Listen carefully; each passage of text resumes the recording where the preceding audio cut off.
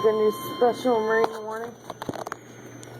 The National Weather Service in Sterling, Virginia has issued a severe thunderstorm warning for eastern Harford County and northern Maryland until 5:30 p.m. At 4:41 p.m., a severe thunderstorm was detected near Havre de Grace, or near Aberdeen, and was nearly stationary. Wow. This storm is capable of producing damaging winds in excess of 60 miles per hour.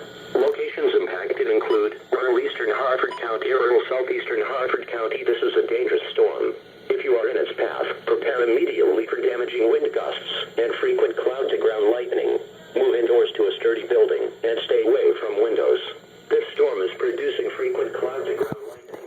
If you can hear thunder, you are close enough to be struck by lightning. Move indoors immediately.